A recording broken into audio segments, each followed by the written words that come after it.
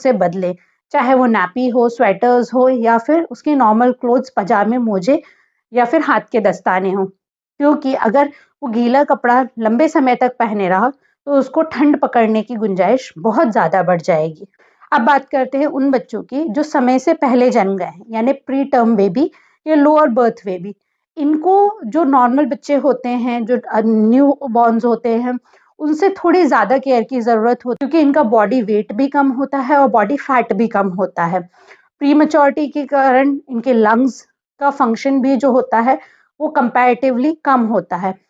तो इन बच्चों की हमें ठंडियों में कैसे देखभाल करनी है? जो टर्म बेबीज़ हैं या बड़े बच्चे हैं, हमने जैसे जाना अभी कि एक लेयर उनको एक्स्ट्रा चाहिए है। पर जो प्री टर्म बच्चे हैं या लोअर बर्थ वेट बच्चे हैं, जिनका जन्म के समय वज़न जो 0.5 केजीज़ से कम रहा है, उनके लिए एक लेयर एक्स्ट्रा लगानी है। फॉर एग्ज़ाम्पल, अगर आप 2 लेयर्स पहन रहे हैं, तो एक टर्म बच्चे के लिए 3 लेयर्स काफ़ी हैं और एक प्री टर्म या फिर लोअर बर्थ बेबी के लिए 4 लेयर काफ़ी है, क्योंकि इनमें हीट लॉस जो होता है वो बहुत ज़्यादा होता है। सेकंड इम्पॉर्टेंट थिंग, इन बच्चों के साथ में कंगारू मदर केयर आपको फॉलो करनी है। इसका मतलब ये नहीं है कि सिर्फ ये माँ का ही काम है।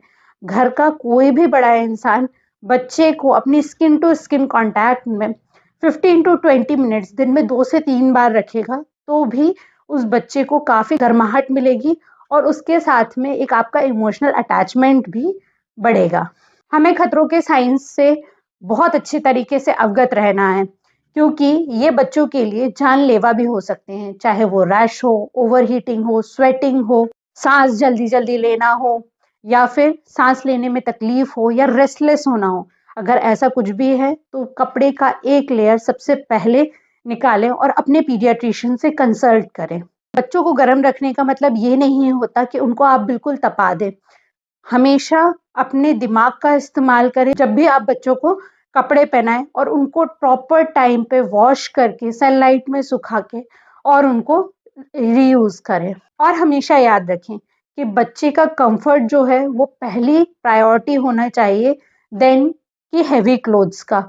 लाड़ प्यार परवाह अपनी जगह है और बच्चे का कंफर्टेबल होना अपनी जगह है।